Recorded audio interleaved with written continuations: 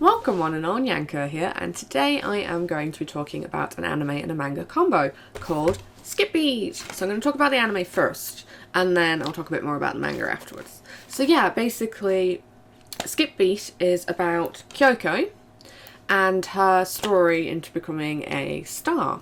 So originally she comes to Tokyo with her boyfriend slash longtime crush slash childhood crush called Sho, who's trying to make it big in show business, and she's working 3 part-time jobs.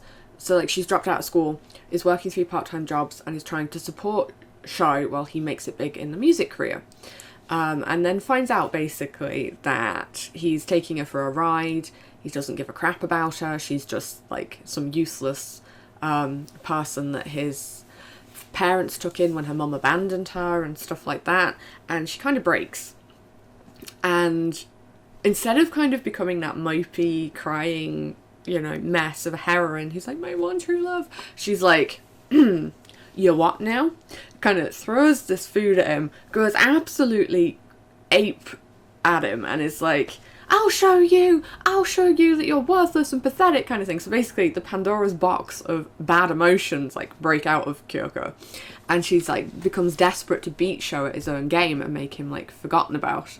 So yeah, it's really fun. She then goes to audition for the studio that's kind of like the rival to the studio that Sho works with, and where Ren Saruga works, who is Sho's biggest rival.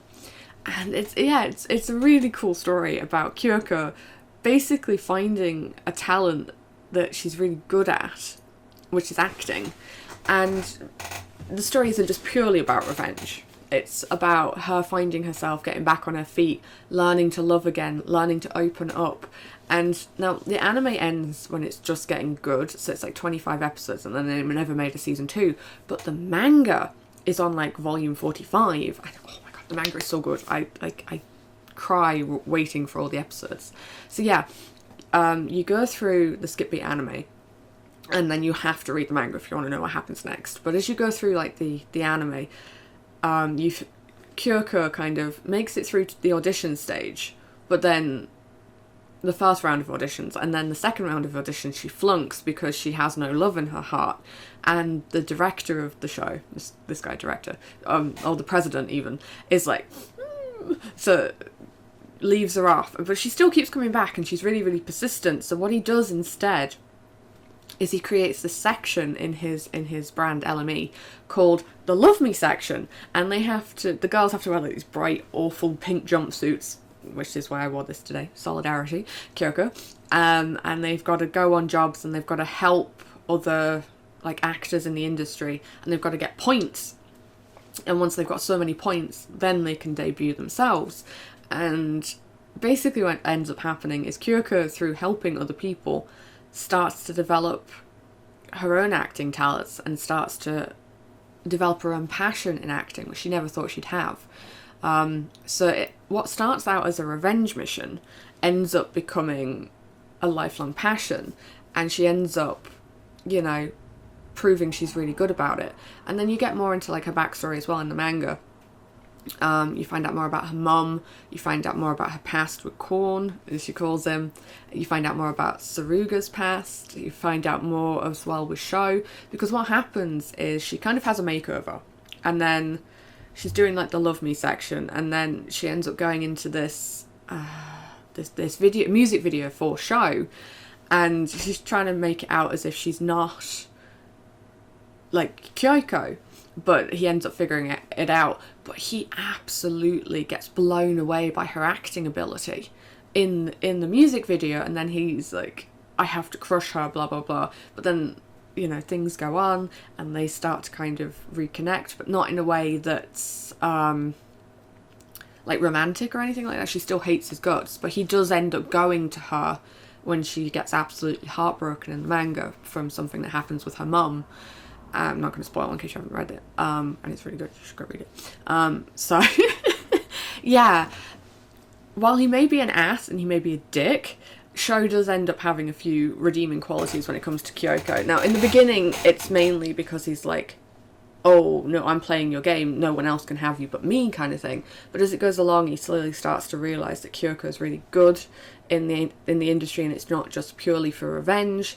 And so he's like, okay. And then when he sees what happens with her mum, he's like, crap. And he goes to her, but Ren sees it, and it causes an issue there, because there's kind of a little bit of a love triangle, because Ren is kind of Kyoko's love interest, and but the thing is, it's really well played, because Kyoko is like 16 at this point when she finally falls in love, like when she finally admits that she's in love with Ren, and Ren's 20, so 4-year age difference. Japan laws, it's not illegal, but still it's a bit but he kind of confesses to her, and she confesses to him later on in the manga, and they decide to grow together, kind of thing. And his manager, I like the manager dude, is like, oh, what's going on here? But Ren ends up starting a scandal with another actress to keep the heat off of Kyoko, because he doesn't want anything to detract from Kyoko's like blossoming career. He also doesn't want any scandal on his own career. So there's this other actress lady, and I forget her name, I think it's Kana, because she's not in the manga that much, who's like sets up this photo op to make someone that she's with jealous, because they're, you know, not paying enough attention to her, or they've broken up or something like that. And Ren is like, I'll go with it to keep my special person safe. And then that causes a big fluster, and he has to kind of go to Kyoko and be like, it's not like that, I really love you, and this is just to keep you safe, kind of thing. And oh, it's so cute. So yeah, Skip Beat. I just like the fact that it was so different how I thought it was going to go. So I started the first episode and didn't know much about the show, didn't know much about the synopsis. I just kind of put it in, and it was like, ooh, okay. Because I watched it in sub first before it came out dubbed. And yeah, so I'm going through the first episode, and Kyoko's all, you know, rainbows and fairy tales and true love, you know, and I was like, alright, I can get behind this is alright. And then suddenly she becomes like this demon anti-love person, and you're like, oh, okay, I can also go with that girl, which is very different for a main protagonist in like any form of anime. Normally they're always sweetness and lightning, and anything bad happens to them they'll cry, but then they'll dust themselves off and they're still the same person. Whereas Kyoko becomes a completely different person. She just becomes this 180. It's like this, love is the devil, and, you know, kill everything that can cause love, you know. Oh, it's just so good. It's very different, like I said, but then the premise of the story is about trying to open her back up to love again. But even when she just slowly start opening up to it, she doesn't go back to the same person she was in the beginning of the series, which is really nice as well. She like learns from her experiences and she takes them forward. So, and the same with her jobs, she's always learning, and she's always taking what she learns and what she absorbs from other people and moves on. She does eventually make a good friend as well with her friend Kotonomi. Yeah, here. And they become good friends, even though they're rivals at the beginning. And they still are rivals, but they're more like friends who like push each other to do better, which I really like. It's really good. She does make other friends, so she becomes friends with Maria, who is the president's granddaughter. She helps her with her trauma and her issues. You know, her own manager, kind of section guy, who she absolutely like stalks into giving her a chance. She has a good relationship with him, and he's constantly keeping an eye on her, and he's constantly reporting back to the president. And then also the president takes a really good interest in her and finds out more about her, and it's a really good story. And at the moment, actually, in the manga, she's got a new job. And I think we're about to start seeing more of Ren's like background. So it's hinted at with little tidbits of information throughout the manga that, you know, Ren is a pseudonym, that's not his real name, and blah blah blah.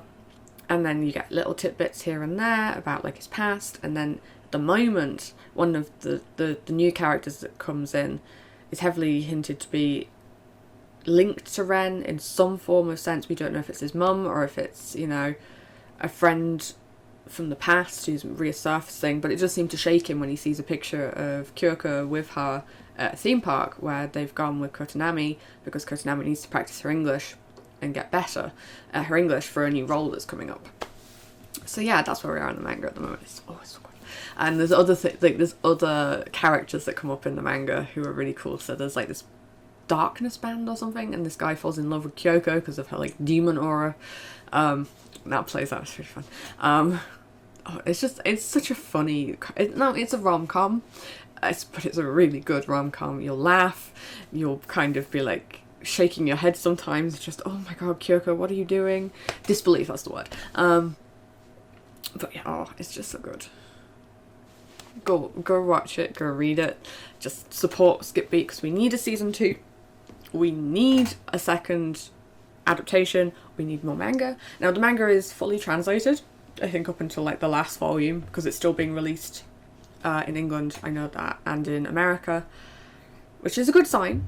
The fact that it's still popular enough that they're still translating it and they're still bringing out the volumes means that maybe there's enough of a Western audience that the Japanese audience would, or the Japanese would commission a second one just on the sales for the Western side of things. It doesn't happen often, but it does occasionally happen. So there is hope, fingers crossed. Yes, come on, more Skip Beat. But other than that, just a short one today. They're my kittens. I'm going to send you all of my love, remind you to eat something, drink something, and don't forget your medications. And I will see you in the next videos, my lovelies. Au revoir!